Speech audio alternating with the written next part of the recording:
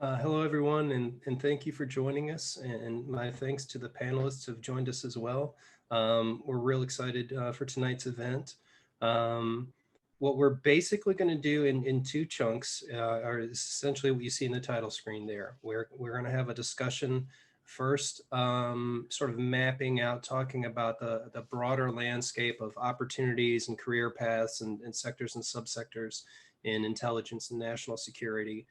Many of you, particularly if you're thinking about graduate school or you're just starting out, you've got a sense of some of the agencies and some of the private companies that are in that space. The good news is there's a tremendous amount of opportunities, and there's a tremendous diversity of opportunities professionally available to folks. So we're going to spend some time sort of mapping out a larger map from which you can kind of choose your path. And then in the second part of our discussion, what we're going to do is really get into kind of the nitty gritty of what are some of the skills, what are some of the knowledge bases that wherever you are in that landscape, wherever you begin, pivot to, what are some of those attributes that you can have that are going to make you successful in your work and successful in your career.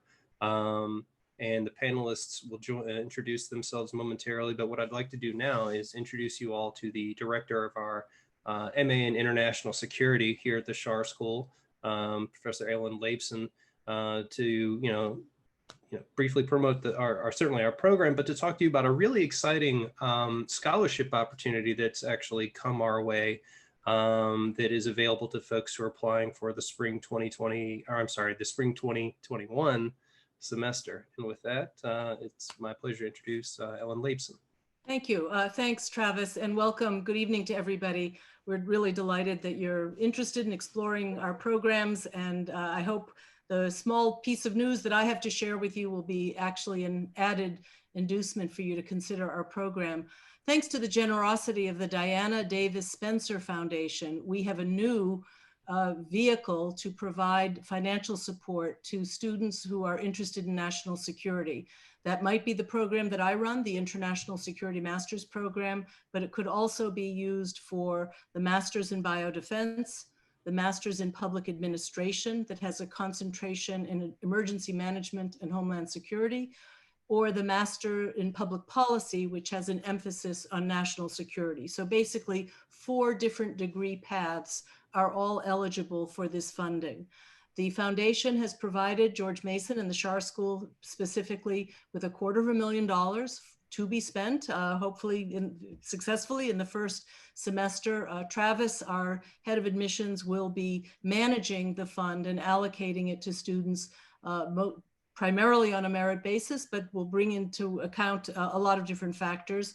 We expect the scholarships will range in size from $3,000 to $30,000 to be spent, to be allocated to students, to new students to our program over the first 3 semesters of your degree program.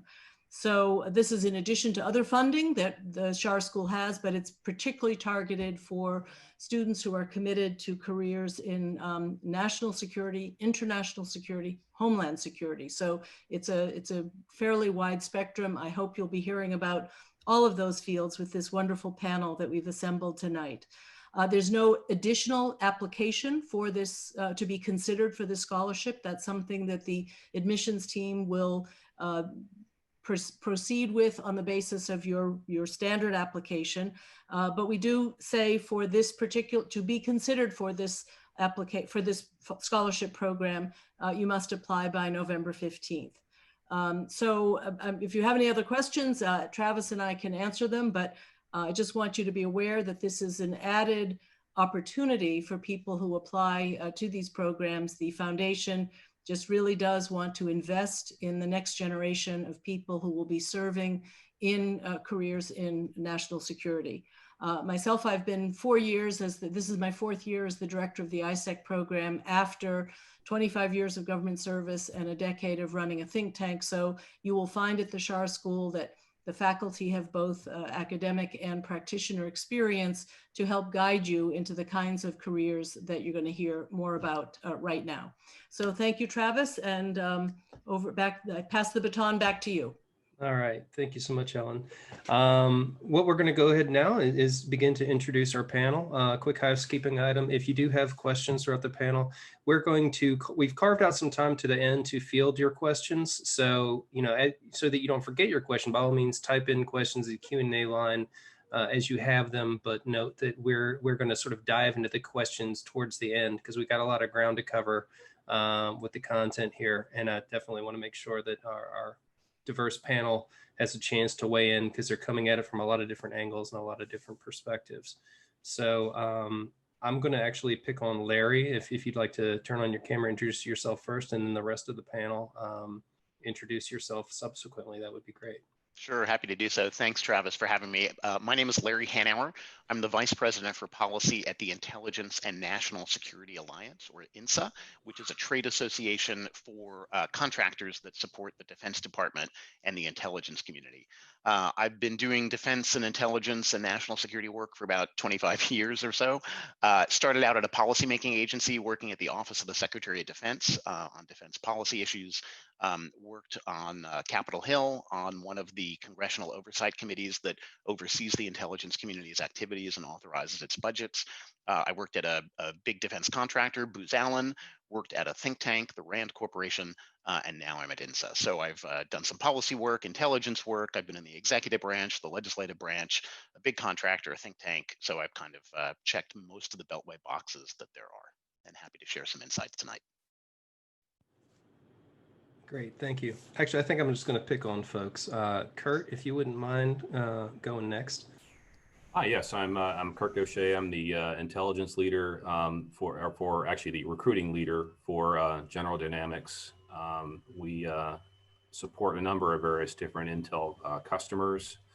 I specifically am focused really on the restricted customer for the Virginia Agency and ODNI.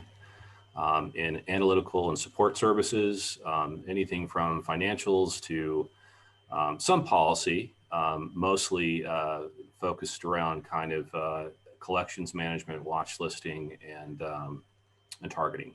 So my backgrounds, I've been in this background, I guess, for about 20 odd years. Seems like a little bit longer, maybe. Worked with multiple various different contractors around the area, Booz Allen, SAIC, obviously GD is one that I'm where at and now at, and of course PwC and some others. So wide variety of experience and really more from the contractor standpoint. That's great. Thank you, Curt. And thank you for joining us. Saskia, would you mind going next? Hi, yeah. Hi, everyone. My name is Saskia Popescu. I am actually an assistant professor here in the Schar School Biodefense program, which is very exciting. I am an infectious disease epidemiologist and infection preventionist.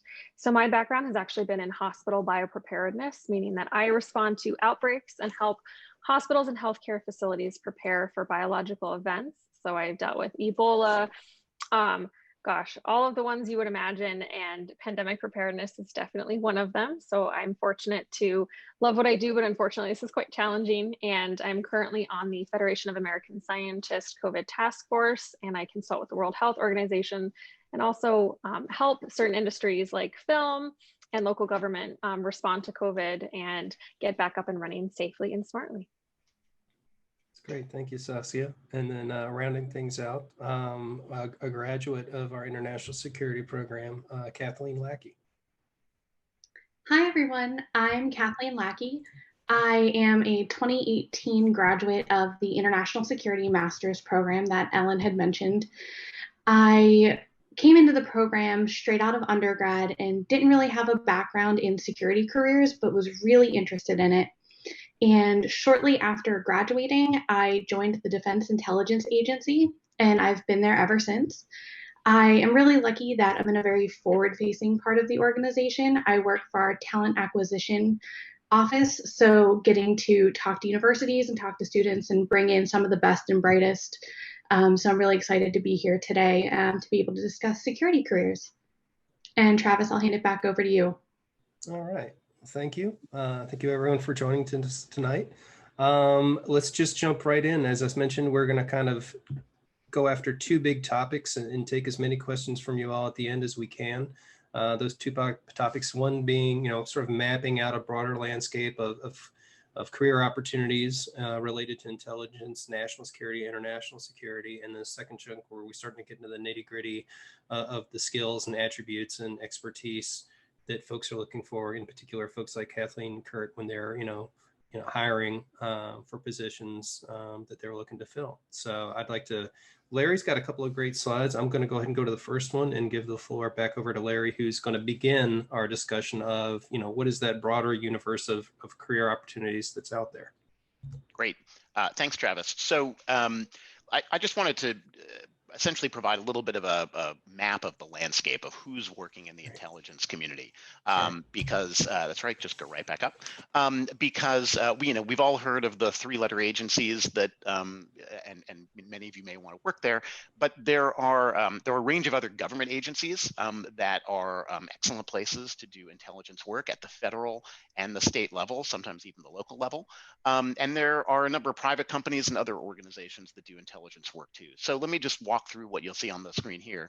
If you include the ODNI, there are 17 federal intelligence agencies. There's what we might call the traditional Title 50 agencies. Title 50 is the section of the US Code that authorizes intelligence activities. That's CIA, DIA, NSA, and the like. There's the federal law enforcement agencies, FBI, DEA. They both have intelligence components. There are civilian policy agencies that have intelligence analysis staffs as part of their organization. State Department, Treasury, Department of Homeland Security.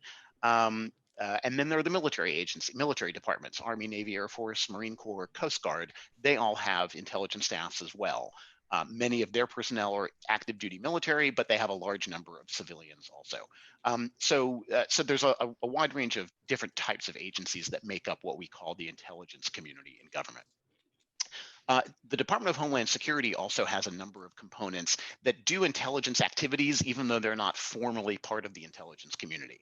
So for example, Customs and Border Protection, the Transportation Security Administration, ICE, Secret Service, they all have in-house intelligence staffs that draw on intelligence information, both classified and unclassified, and they use it to further their missions. They also feed some of their intelligence information into the broader intelligence community, but they're consumers of intelligence as well. So it's possible to do intelligence analysis and intelligence management at different parts of the Department of Homeland Security.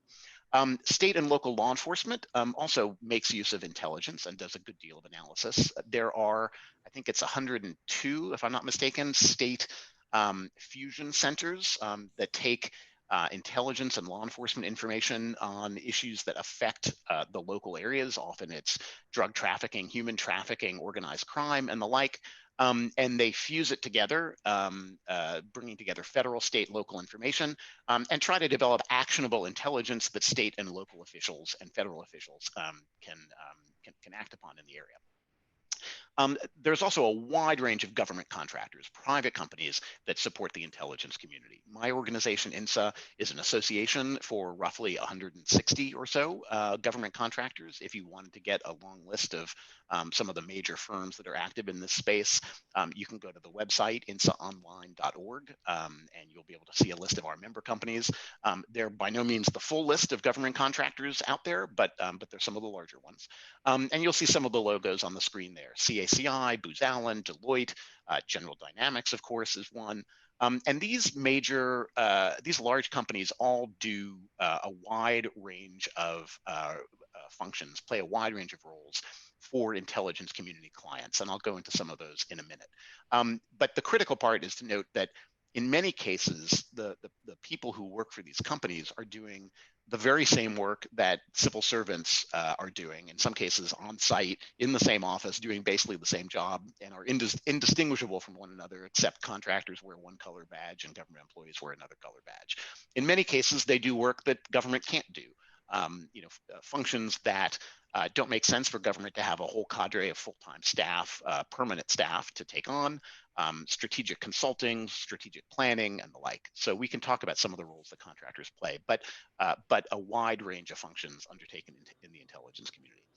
And then also any large company that has to protect its brand, its people, and its assets will do some form of intelligence analysis to understand the threats to the organization. You'll see like Dell, Walmart, Disney. I mean, those large private companies have to worry about terrorist threats to their facilities, sabotage that might undermine their supply chains, some sort of attack that might affect their brand equity or their reputation. Large companies will often have in-house staffs that do this kind of intelligence analysis, or else they might contract that kind of role out to a private company that specializes in it.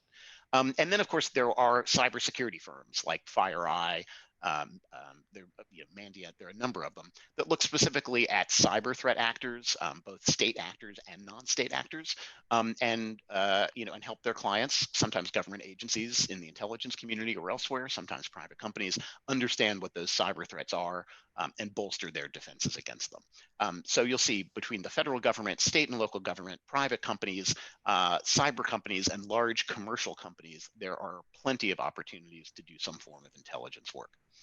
Let's go to the next slide.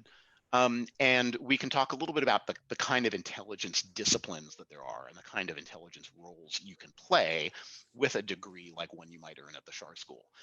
Some of these terms may be familiar to you without running through the whole list. These are the different intelligence disciplines involving intelligence collection and different kinds of analysis, everything from HUMINT, which is recruiting human spies to conduct espionage, to GeoInt, geospatial intelligence, which is looking at satellite imagery and other data about the Earth to understand a situation better. Counterintelligence, which is trying to find the bad guys, spies. Cyber threat intelligence, all these different disciplines you can do either as a government employee or as a private contractor. Things to note in the blue box there, that intelligence work requires people to have specialties in both technical disciplines, so it might be data science or geospatial analytic capabilities, but also specialists in national security challenges, people who understand the Middle East, people who understand terrorism, people who understand transnational crime. So whether you are a subject matter expert in one of those national security threats or more of a technical expert with functional skills, the intelligence community needs both groups of people. All of these disciplines require people who can do collection and analysis.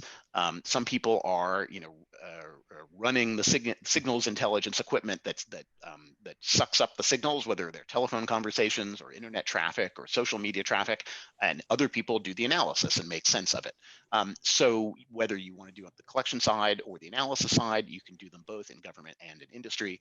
And all of these disciplines also require a range of support staff. There are people who do strategic planning and budget planning and human resources and legal support. So anything that you could picture a large company doing on the support side, government agencies and contractors do the same. All of these disciplines, as I mentioned, involve both government and contractor personnel, often working side by side and very closely together. And importantly, we think about Washington being the hub for all of this activity, and that's often true, but you can find jobs in these disciplines throughout the United States, as well as in Washington, as well as sometimes overseas. It's hard to find a job directly going overseas, but in many cases in the course of a career, either in government or in industry, it's possible to do an overseas assignment. Some agencies, of course, will have you spend lots of time overseas over a long career, but in many cases, you can certainly travel a fair amount and occasionally do rotations overseas as well. But some of the larger agencies have big facilities around the country. The National Geospatial Intelligence Agency, NGA, for example, has what they really call a second headquarters in St. Louis. NSA has facilities in Denver, in Atlanta. The military, of course, has intelligence-related facilities all throughout the country. So you don't have to be tied to Washington if you don't want to. If you wanted to go home, wherever home might be, or move around the country, there are opportunities to do that kind of work anywhere. FBI, too, I should mention. FBI has 56 field offices around the country. Every single one of them has some sort of intelligence staff doing intelligence work. So it's possible to do this work anywhere. Let's go to the next slide, and then I'll stop talking for a while. So as I mentioned, intelligence professionals, whether you're in government or in the private sector, do collection of in those various disciplines.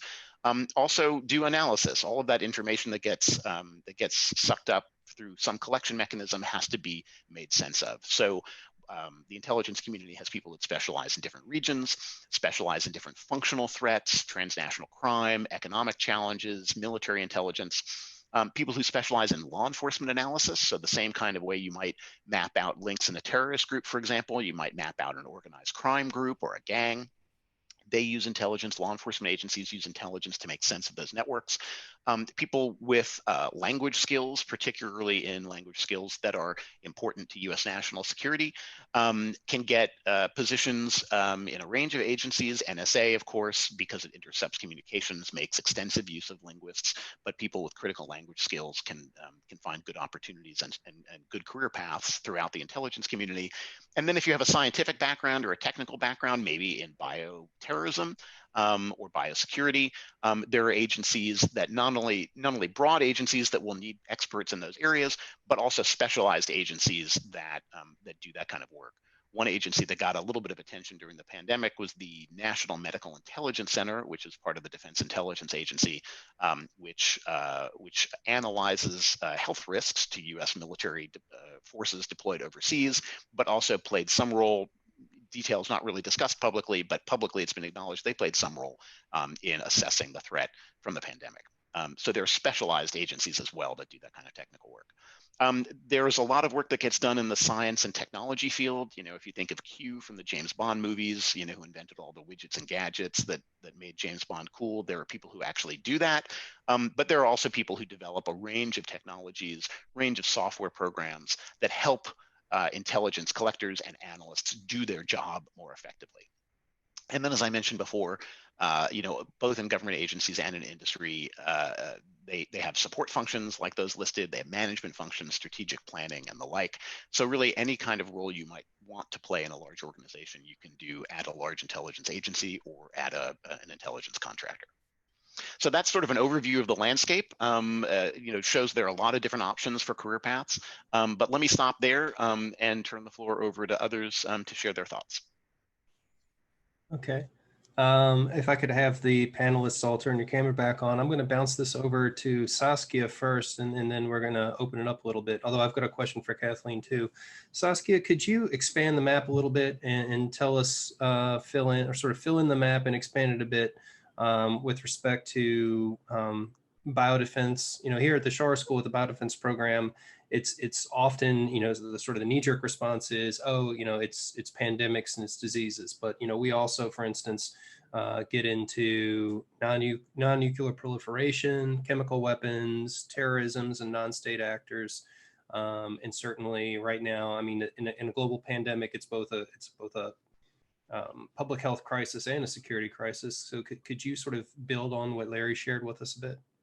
Yeah, I think the wonderful part about the biodefense program at Schar is that it's so diverse. I come from a public health and epidemiological background, and when I started my PhD there, I was so surprised that people were coming in from, as you mentioned, nuclear non-proliferation, from CBW, but really what was fascinating is the spectrum that is biological threat. And that's not just pandemic and naturally occurring infectious diseases, but also intentional and nefarious acts that we need to anticipate. Biological weapons, whether that's non-state actors or state actors, but also this really growing field of synthetic biology, and really a fascinating range of topics that we don't, at least in my field, where I started from, don't consider something when we talk about global health security and the impact that infectious diseases have on nations, on states, but also local governments. So I mentioned, the spectrum, and I think something like synthetic biology, but also really topics that, I don't think we give enough credit to sometimes, like what do we do with smallpox stockpiles? Those are very heated discussions that every single year I feel like we're having, but as things like CRISPR-Cas9 and DIY biohacking become more common, we have to have a process for ensuring that there are security protocols in place and really roadblocks for people for using them for nefarious topics. So that's something that we have a wide range of people at the Schar School in Biodefense studying. And, I have people who know how to do synthetic biology and are help guiding policy development, but then also people who work on the front lines and can really explicitly say the impact of these incidents. So I think that's been a fascinating topic because biological threats are so diverse. Like I said, I keep saying, but it's true, there is that spectrum. So natural, accidental, lab, biosafety, biosecurity, but also that intentional nefarious act. Great, thank you. Kathleen, you're with us. I want to actually bounce a question over to you. When you were a graduate student with us starting out, and what were some of the strategies that you employed to learn and actually not just learn about, but investigate some of these opportunities and some of these career paths that ultimately resulted in you landing where you are? Yeah, that's a great question. I really relied very heavily on the cohort of students that were in my classes with me and my professors. Just their knowledge and backgrounds were so diverse. From the cohort of students in my classes with me, some of them were professionals that were coming back to school and already had careers for decades in the intelligence community. So I was able to learn from their experience. But then there were also students that were like me, coming out of undergrad without that background knowledge, but having other experiences and skills and coming from all walks of life and different paths for education. Some were science and biology majors, others came from a law background. And together we were all able to transition into national security and learn that process and those things together. But for me, I think what was most helpful was the relationship I was able to build with a lot of the professors. I remember being in my first class and thinking, I am in so over my head. And then just having a conversation with the professor, and he was able to explain to me different acronyms I might not have recognized. And very quickly, I was able to feel caught up with those that had those 10 plus years of experience in the intelligence community. And it was actually thanks to one of my professors that I am in the role I am now. When I came in, I had heard of some of the really popular three-letter agencies like FBI and CIA, some of those that I think everybody, thinks of, the kind of famous Hollywood ones. And this professor said, have you heard of DIA? And so I looked into it, and one thing led to another, and I applied and am where I am today. So I really give them a lot of credit. That's great, thank you. Before we pivot into skills, and we're going to start to pick Curt's brain a little bit, would anyone else like to sort of, make any additional comments about the landscape of opportunities and what somebody who's thinking about graduate school or maybe has even begun an application, what they can do at this point to sort of do a little research ahead of time to, investigate some of the options? If we pretty much covered it, we're good. Larry gave such a great overview of the community. The community and kind of what they have out there. So, it's hard to follow that, quite frankly. Larry said it was great. Great. Yeah, in my role, I deal with folks that are kind of coming out of the military sometimes, or they're going into kind of a change of career. Oftentimes it can be junior, 2 to 3, 4 years experience, or they can be retirees coming out of the actual government that are transitioning into contractor world. And I'll tell you, both sets of folks are frightened by the prospect, to be honest with you. I've been able to work with transition centers with a number of the intelligence agencies as people transition out, and help go in and actually talk to these folks and kind of determine what they want. And you believe it or not, many of these folks could be doing this for 20, 25 years, 30 years, and then realize I may not want to do this anymore, or I may want to do something different or something else that's very mission focused because that's who I am. So the key thing that I see with most folks is that people are innately very mission focused in this space. They care about the security of our nation. They care about how important it is to keep our nation safe And generally they are people that like to kind of fall within the rule set, right? They do pretty well with that. So it's been a great experience too, as well, kind of being on the contractor side. But again, like Larry had mentioned, you can work on the contractor side or directly work for the government and essentially do any of those jobs that he's mentioned too as well. Contractors are really just an extension of the government, where the government may not necessarily have, so much of the funding that's needed or whatever too, and they need to fill it in with contractors, or they just see a contractor as having a capability that can come in and actually fill that a little bit more efficiently. My space, we do a lot of the logistics support for mission support, a lot of analytical services, and even administrative analytical services too as well as the traditional watch listing, targeting, technical targeting types of skill sets too as well, that kind of at the higher levels too, which require folks to be very seasoned and to have regional and strong understanding and certain knowledges of of things that are happening in the world. In many cases too, languages too that go with that. Great, thank you. And while you sort of still have the microphone, Curt, what I'd like to do now is to pivot towards the second half of our discussion. So we definitely have some time left for questions from the audience. Some questions have already been coming in, and looking forward to getting to those in a little bit. I'm going to put, there are a lot of different ways to sort of think about critical skills and knowledge bases. I'm going to put in the chat line, and I've just put it in just as a reference point. We're not limited to this. We don't need to go in this order, but to give you some kind of structure on how we're going to kind of talk about some of the skills. I mean, if we were to have a conversation about all of the skills that come into play and are important, I mean, we could be on 2 hours just talking about that. So we're going to kind of try to find that balance between high level and nitty gritty discussion. Looking at sort of the broad categories of writing and research, briefings and presentations, critical thinking, data and statistics, and then sort of a fifth catch-all category of skills that aren't necessarily critical now, but they're emerging, and they're probably only going to be more important moving forward. Curt, going to you in the role that you hold, and the folks that you manage now who are recruiting, and then the roles that you've held at other companies in the area, what would you say are, I guess it's a two-part question. Part one is, what do you consider to be some of the more important skills for success? And then the sort of second question is, which ones are the hardest for you to find? Well, the hardest skill, honestly, to find is somebody with the right attitude.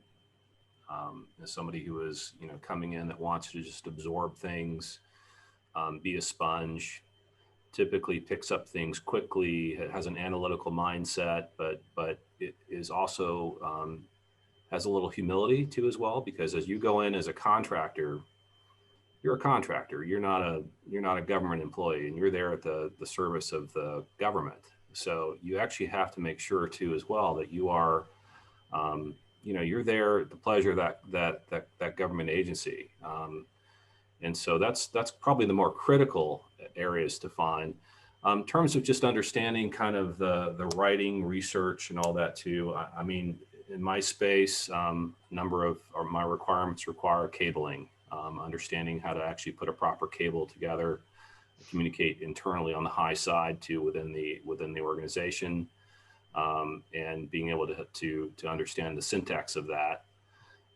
As well as the briefings, obviously policy folks, Larry could probably speak a little bit more about that than I can, but the policy folks, being concise, accurate, and really understanding, like, especially if it's interagency policy, understanding what you're talking about, and double checking your work. So we see that too. So critical thinking, full understanding of kind of how to put the information together, how to communicate well, and really how to partner with the customer is a critical piece to that, and do it in a very, very I'm here for you kind of approach, and you never want to go walk in and see like you look like the guy that's a hero. It's not 007. It doesn't work that way. You really want to be that person that works collaboratively with the team. Thank so you. That's Yeah. what I would say. Yeah, that's great. Thank you. I mean, that was sort of a sixth category. I almost put up. We'll touch on this a little bit now. We'll sort of go to the list a bit and get Kathleen and Saskia involved. But I think that the farther you are away from working professionally in this space right now, maybe you're a student who's finishing up a bachelor's degree. Maybe you finished a bachelor's degree and you're doing something a little different right now, and this interests you, and you're motivated to begin working in this space. Sometimes it can feel like there are these agencies and these boxes, and it's laid out in this very neat, border defined way, and all these little boxes, and they don't touch, and they don't work together, and they don't collaborate. The borders are fuzzy. The borders are quite fuzzy, and some of the definitions are fuzzy. And there is a great deal of interagency, interorganizational, private sector, public sector collaboration and coordination.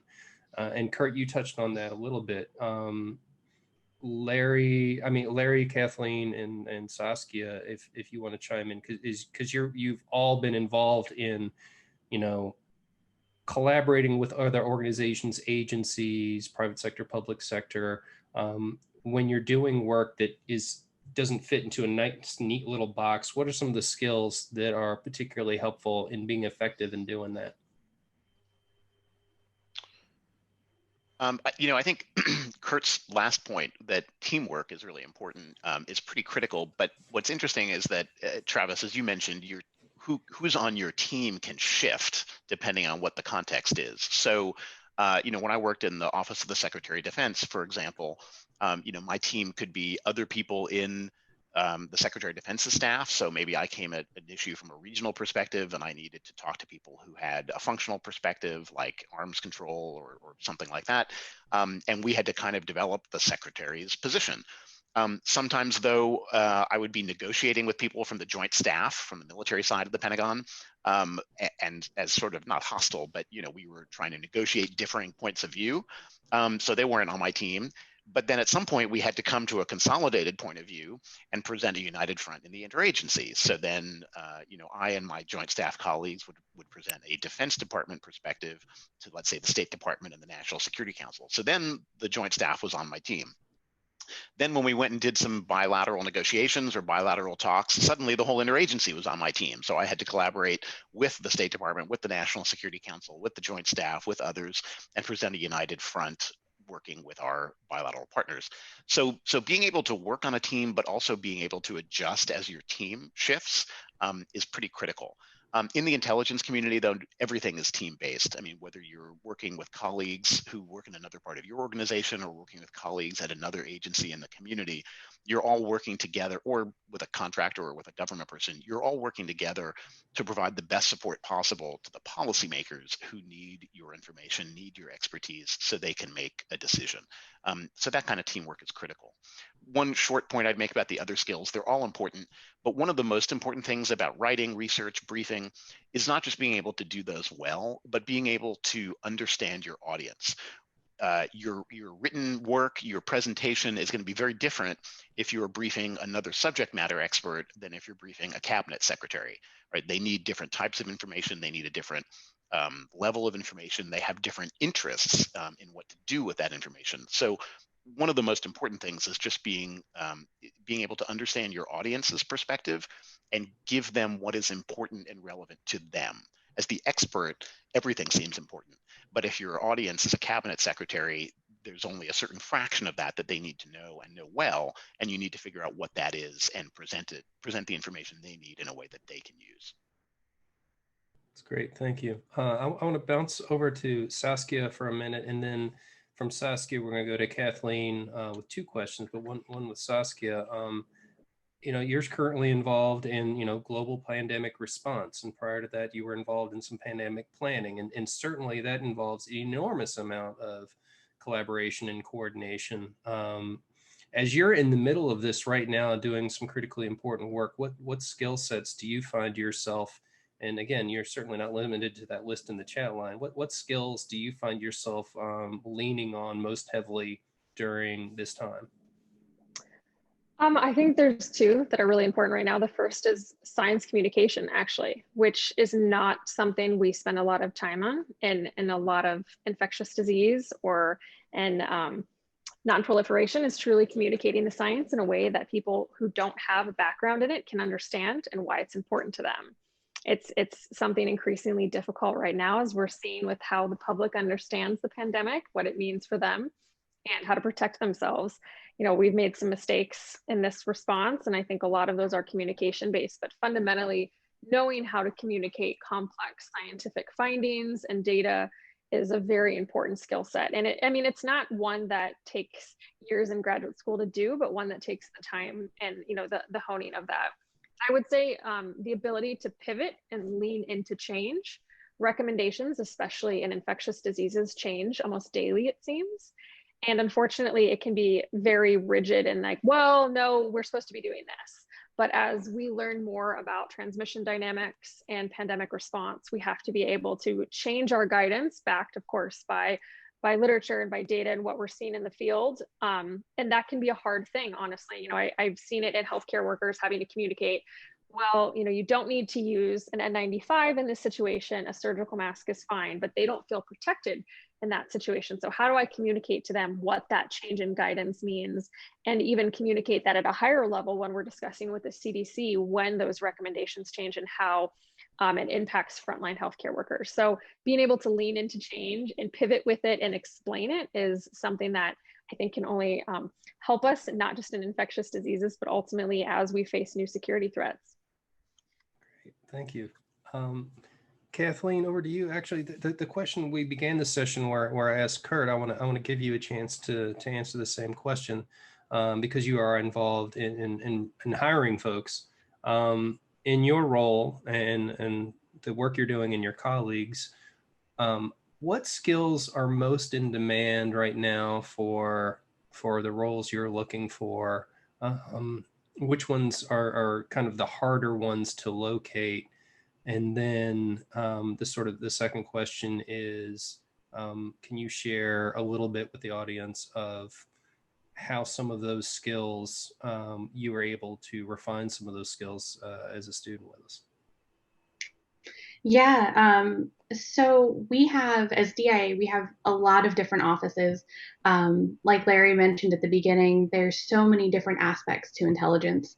So we'll hire anyone from people with regional expertise and regional backgrounds to scientists and engineers.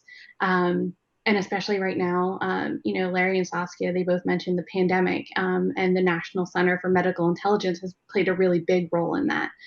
So hiring people with those medical backgrounds. But some of the hardest things to fill, and I think Curt touched on this, is having people with, and maybe not those hard skill sets, but having people with the right attitude, and having that, you know, same mission-driven mindset of wanting to work in intelligence. And that's kind of a common thread throughout everybody in the intelligence community, is that dedication to mission. And some of the other things some of the other speakers touched on was humility. I think that goes a really long way. You know, maybe during an interview, if one of the questions is, you know, tell us about a time that you made a mistake and you learned something. You know, you might have one person say, I've never made a mistake. But if somebody can talk to when they did make a mistake and how they learned from it, that learning, it shows that you have that capability to apply that to other situations down the road. And having the ability to, when you're presented with evidence, change your own mindset and be open-minded. That's just, it's an amazing skill set to have. And that also plays into, like Saskia was saying, leaning into change, being able to be flexible and work on different teams. I know in my first year at DIA, there were several times where I might have been working on project A and all of a sudden they said, hey, we need you to go work on project B. But you have to have that flexibility and doing that. And it really leads to great experiences if you can. Great, Yeah, thank you. There's times too where I've seen it in this industry too, where you've got somebody who's very smart, but a little bit wound tight, and sometimes they don't roll with it like they need to, and that can burn them out very quickly because this is very unpredictable work. And just like Kathleen mentioned, you got to be able to just kind of go in and just be willing to be molded, to what you need to do to make sure the mission works. That's really critical. Travis, I can just jump in with one other thought. Sure. Since we talk about the need to be adaptable and sort of roll with the punches, one interesting thing about working for a contractor is that you can find yourself on a narrow career path if you want to be the world's greatest expert on your subject matter area, and there are agencies willing to issue contracts for you to work on that. That's great. But in most cases, you'll have to move around and work on different issues and work on different for different agencies along the course of your career. So especially at the early point in your career, contractors are a great place to try things out, because if you spend 4 or 5 years at a company like GDIT, you might work on several different contracts, you might play several different roles, you might be able to develop expertise in several different areas, and you can sort of use this as a tasting menu of sorts and figure out, what kind of work do you like? What issues do you want to learn more about? What agencies do you want to work more closely with? What missions are most interesting to you? And so going into industry, going into the private sector is a really good option to consider for the early stages of one's career, because you get to try out a lot of interesting things throughout the intelligence community. Larry's correct. I mean, and what we've seen actually in a lot of cases too, somebody might put in 2-3 years with a company like ours, and then get an opportunity to go perm with the government, and they decide that's something they want to do. So we see that they do a badge switch. That happens very often, and we're okay with it because it actually we've brought that resource to the government. We're helping out the government. We're helping out the mission, and they're pleased with that. Great, thank you. Yeah, it was funny. Before we started this session, I was mentioning to Larry, there's a Schar School graduate that he and I have in common, who I got to know pretty well as a student, who interned with Larry, who had a non-traditional background, was a school teacher in Florida, went to graduate school because he wanted to do this. And he largely focused on intelligence, put a lot of his electives around intelligence, got on with one of the major consulting companies in the area, and actually got tasked on a high-end financial crimes and financial fraud project, and loves it. And I was talking to him on the phone just a couple of weeks ago, and I said, so you're doing that? He's like, yeah. He's like, not intelligence? He goes, no. I said, do you want to leave the financial side? He goes, no, I love it here. It's like, I'm not going anywhere. This is great. So opportunities, I think it dives in well, connects well with the comment that a number of folks have made of essentially being open to opportunities and being a collaborative sponge when those opportunities do present themselves. One of the other conversations I had with Kathleen, actually, she was talking to me a couple of weeks ago when we began putting this panel together a few weeks ago, talking about your experience as a student, where we actually part of the class and part of what you were tasked with doing was to come in prepared on a particular topic and to adopt a particular stance, and then be on the fly told to argue compellingly the complete opposite of that. Can you talk to us a little bit about your experience as a student and some of the, I won't call it hazing, it's not really hazing, but some of the experiences that were you academic experiences that helped put you in a position to be very pivot oriented like this? Yeah, absolutely. So that was one of the toughest hurdles when I started the classes was, thinking, one way, and then having a professor say, okay, now that I know that you think that way, I want you to argue the opposite and present that. And it's so valuable, to put you on the spot like that. It can be a little tough at first, but it teaches you to keep that open mind. And it also teaches you to recognize your own bias. And thinking about that is so critical. I think in the workplace, it's something you can recognize. There's so many different kinds of bias that I wasn't even aware of. And so just thinking about that and learning how to think critically and put that into practice was really useful. And it goes back to the teamwork aspect and being able to lean into challenges and just having that can-do attitude. And if you think one way and you're presented with evidence, and just remaining open-minded, there's nothing wrong with supporting your ideas and defending them, but being open to change is so important. Great, thank you. We have a couple of questions that have been in the Q&A box for a while. We're about to pivot towards questions. So for any of you that have a question you thought about typing it in, please put it in the Q&A box. We're going to get to it. My last question to the panel before we pivot to questions from the audience is, we've spent some time talking about some applied skills, some soft skills, based on, in all the cases here, of all the panelists, the work that you're doing now, the work that you're observing, the work you're maybe hiring for. Are there certain skills that you would say put under the heading like emerging skills, in that they weren't all that critical in the past? Maybe they didn't necessarily even really exist in the past in their current form, but they seem to be becoming more important, and your hunch is that they're going to be even more important down the road. Is there anything jumping out at you in terms of knowledge or skills, in terms of things that are emerging and becoming a bigger deal in real time? Curt or Larry? I think the financial analysis following the money is a big deal. Somebody that maybe works like in a FinCEN type of office or something like that. Following that kind of money that leads to bad actors. That's really critical. Contact tracing is another thing too as well. When it comes to disease and bio issues. So contact tracing is something that's critical, and that we've seen a big explosion of that and need of that recently. Yeah, I would add data science.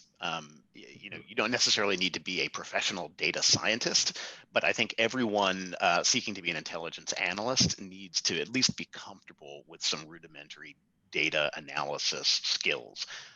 25 years ago, when I started in this field, it was a lot easier to come into the community with a political science kind of background and maybe a regional expertise, and you develop an analysis based on what you know about the region and what you read and some press and some other subjective information. And because you're an expert, you take that subjective information and come up with your own analysis. Now, if you want to understand public opinion in Moscow, you're not going to do that so much as you're going to take a million tweets and you're going to run them through some software program that does a linguistic analysis and a sentiment analysis. And you're going to come up with some data that tells you that people are more concerned about X or Y, or opposition to, some local official seems to have risen, in the last month. That's highly relevant. And you don't need to be a professional data scientist to make sense of all that, but you need to know enough about data science to do a little bit of that analysis yourself, to know what questions to ask, and to make good use of analysis that other data scientists might give you. So whether it's taking a class in some kind of data science management, or doing projects in school, or in a work assignment where you get to demonstrate your fluency in that skill, that's critical. Yeah, I think that really, especially like in the technical targeting space too, as well, where you're doing data analytical reports too, and you may be doing it via region or particular target that you're going after. You need to be able to kind of show where there are trends, and then the trends analysis are really critical. So the customer loves to see that, and that's a really unique skill, very difficult to find. Somebody who has that data analytical mindset, but also loves to just target and then spin the information that they find. Great, thank you. Going to go to a couple of questions we have. We touched on this a little bit, but someone asked, Sean asked, what's the biggest difference between intelligence work as a federal employee of the intelligence community versus intelligence work as a private firm? And you folks have touched on how there are actually a great deal of similarities, but there are some differences too. What jump out to you all as the biggest differences between, other than badge color, and between someone who is, on the payroll of one of the agencies or someone who's working with a private firm? Larry, you want to take that first? Sure. I mean, just broadly, as I said before, in many cases, there's no distinction, right? You walk into a government office and you wouldn't know who's a contractor and who's a government employee unless you look at the color of their badge. In some cases, contractors get pulled in to do specialized tasks or apply specialized expertise that government employees might not have, or where there might not be a long-term need for those skills. So, for example, contractors often get called upon to do strategic planning. In my own experience in the Pentagon, I saw that whereas I was dealing with the crisis of the day, whatever that was, we hired a contractor to help develop a strategic plan. I was in the African Affairs Office, to figure out, well, what should DoD policy in Africa be? And I thought, well, gee, that's kind of interesting. I'd kind of like to work on that. But I was too busy juggling the crisis of the day to think about those kinds of big picture issues. So we brought in a contractor to help us think through those.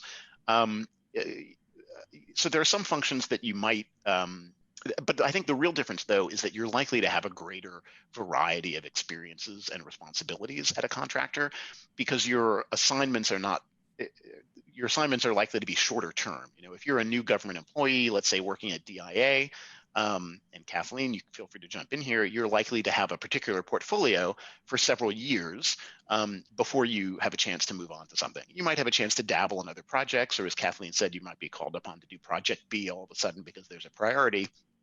But at least earlier on, the career path is a little bit more narrowly defined. You're building your expertise.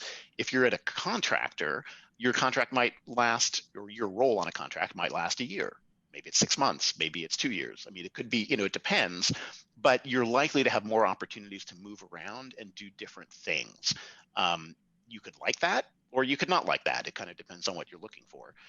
But over time, I think you're likely to have a wider variety of experiences at a private company than in a government agency. Curt, Kathleen, would you agree or would you not agree? I agree too, and I think obviously your employment is tied to the length of that contract, right? And of course, and the other thing is that we've had contractors that have been removed from contracts at the request of the government agency. That sometimes happens, or we get descoped. Luckily for our company, we have an internal mobility program that moves people around and gets you kind of on other contracts as they can. There is a very, very strong need for folks who have clearances in this area, and of course around the country. And so there's probably at least 60% more of contractor roles out there that require clearances than we can actually fill with the actual list of folks that actually have those clearances and qualifications.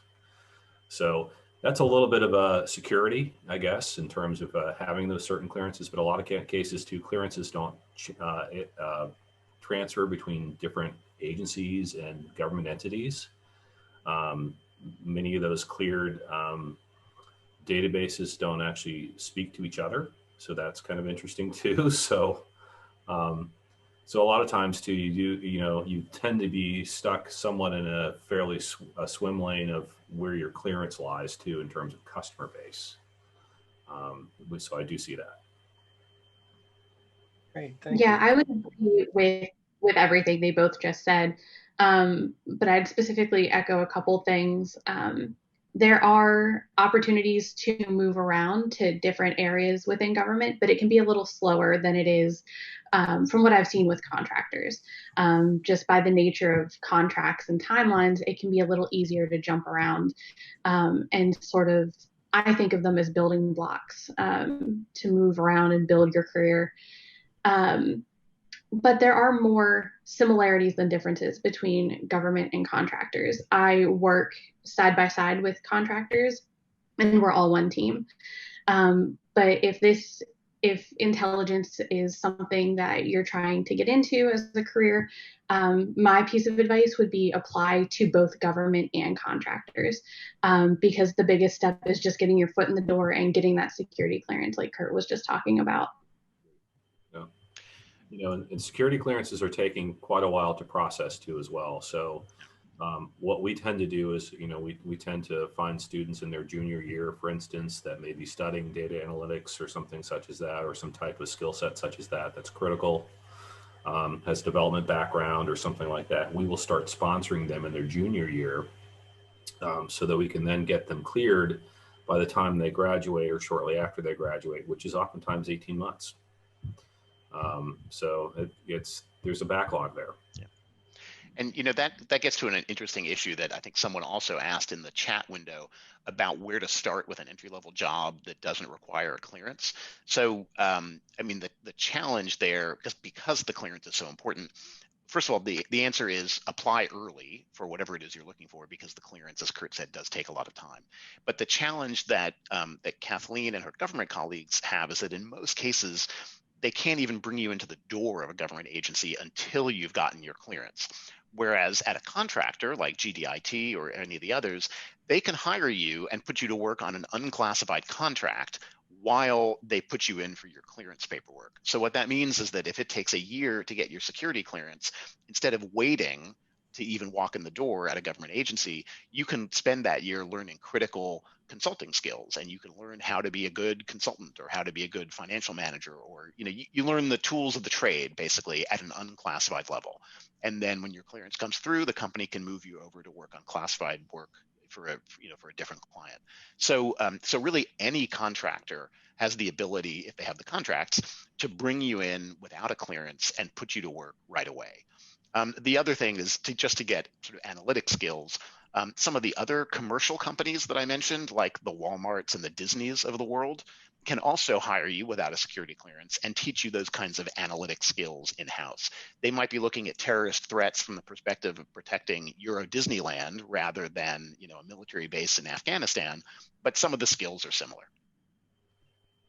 Great, we use our summer internship that way too as well. So we'll have folks that come in and they've got technical degrees. Mostly that's usually what we do, and folks that are in clearance sponsorship, and we will keep them busy all summer long in between school. So we did that in 100% virtually this year, obviously with COVID, and it worked. It was a very successful situation, and we got a lot of good feedback on it. Thank you. Looking at some of these questions here, I think what I'm able to do, and I appreciate the panel staying a couple minutes after 7. We'll do a couple more, but I think I can wrap up 5 or 6 questions into sort of one statement and one question for Kathleen. Now, with regard to the MA in International Security at the Schar School of Policy and Government, one of the things you wouldn't necessarily know as you're looking at graduate school options is, sort of a little bit of background on that program. When we launched that program and we brought in the first group of students in 2015, we took the approach of the slower approach, which I think has yielded superior results of, let's not rush this. Let's not find, some program that's kind of like it or a dying program and slap a coat of cheat paint on it and add the words "and terrorism" at the end and call it a security degree. Let's design from the ground up the best interdisciplinary, applied and academic at the same time security program we can from the ground up. And if there are gaps in terms of some of the faculty we need, then we're going to go out and hire them rather than, grab somebody and say, well, you used to teach that, but that's not the hot and sexy topic anymore, so teach this instead.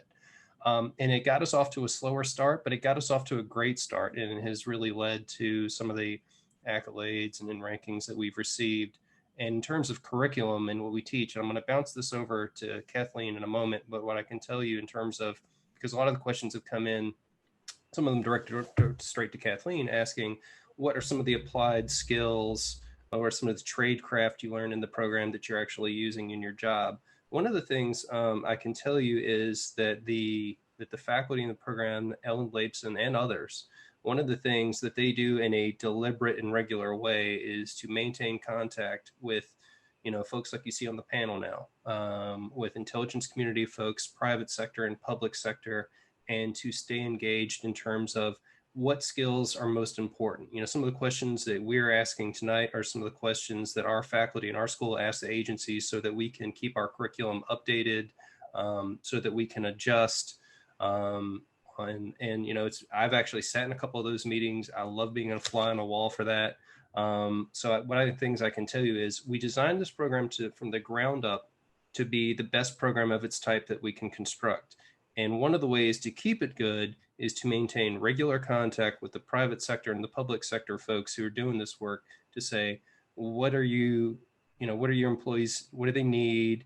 What are they doing? What are the critical skills? Same questions that we're asking tonight. But then I want to move it over to Kathleen now. Kathleen, if you could just give a couple examples as a student of what are some of the things that you learned in the program that you didn't necessarily have much or any background on prior to starting that you find yourself using now? Yeah, there's so many examples. I think some of it was just learning about the intelligence community. Some of my classmates were former military, current government, or contractors, and learning about all of the different roles and agencies and different companies like we've talked about tonight. Had I had a presentation like this when I first started, I would have learned a lot more quickly, I think.